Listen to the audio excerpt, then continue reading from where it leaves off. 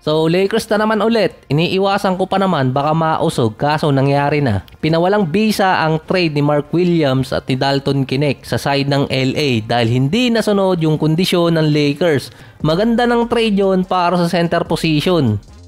Hindi kasi pumasa sa physical exam si Mark Williams, nakapag-average pa rin naman siya ng 15 points at 9 rebounds per game para sa Hornets. Base kasi kay Sham, hindi yung injury ni Mark Williams sa likod ang problema, kundi yung security na siya ay makakapaglaro sa Lakers sa loob ng 5 taon.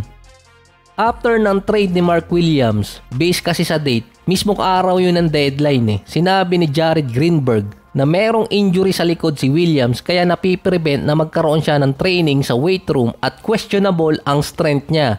Humingi pa ng sorry nun si Greenberg sa report na sinabi niyang inaccurate yung binigay sa kanya ng insider. Pero bukod doon, mukhang may nakita pang red flag yung Lakers para avoid yung trade. Meron kasi talagang history ng injury si Mark Williams. Hindi siya nakapaglaro ng maraming games since rookie season niya. Kaya hindi rin siya magagamit na pang long term ng Lakers. Obligado din siyang papirmahin ng kontrata kung nakulusot. Ang may call na i-void yung trade na to kay Mark Williams ay si Rob Pelinka. Binalikan ng mga fans ang Hornets na sinubukan ng team na mag-trade ng player na damage good na. Halos parehas kasi sila ng injury ni LaMelo sa may paa. Nalilimitahan ang games nila sa regular season. Kahit nung nilagay si Williams sa G-League na injured pa rin yung paa niya. Kung napaaga siguro yung trade kay Anthony Davis baka nahabol pa ng LA si Nick Richards. Umiiwas din di umano ang Hornets na magbigay ng kontrata kay Williams. Hindi kasi pasok sa plano nilang pang long term. Isa pang nakita kasi doon yung 2 first round pick na binigay ng Lakers, yung 2030 na swap at yung 2031 na protected first round pick. Ito rin yung nagtaka yung mga fans bakit ganoon ang binigay para sa isang sentro na ang kapalit pa yung first round pick din nila na si Dalton Knecht. Ibinalik sa lineup si Dalton at si Cam Reddish. Ang aasahan sa Lakers ngayon kung makakakuha sila ng sentro sa buyout market. Kaso meron ngang rule dahil sa lagpas sila sa first tax apron na nasa $9 million, hindi sila pwedeng kumuha ng big man or player na merong nakaraang contract na $12.8 million pataas.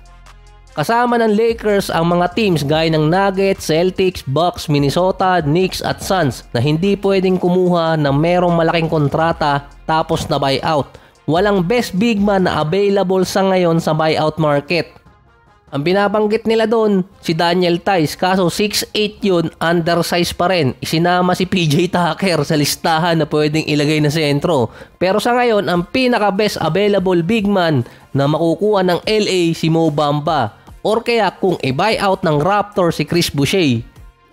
Yun nga lang, si Chris Boucher tinitingnan kung mababuyout siya sa Nuggets siya pupunta. Kung sakali namang merong sentro na magiging available na nasa $12 million pataas ang kontrata na pwedeng makuha ng Lakers dun, ang pwede nilang gawin magbitaw ng player na aabot ng $9 million yung contract. Kung sakaling merong makuha ang Lakers na sentro pa rin, kailangan pa rin nilang magbitaw ng isang player sa kanilang lineup. So safe pa rin dito si Bronny, hindi siya magagalaw. Either bitawan si Cam Reddish or si Christian Wood dahil 15 players na sila sa main roster.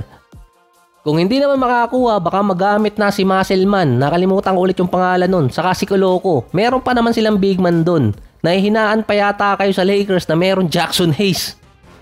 Pwede kasing malusutan ng Lakers yung restriction. Meron kasi silang isang big man, si Maxi Kleber, yung kasama ni Lucas sa trade. Ito nga tinanggap kahit merong injury. Based kasi dun sa report, 8 weeks pa or 2 buwan bago siya ma-reevaluate kung kailan siya pwede maglaro.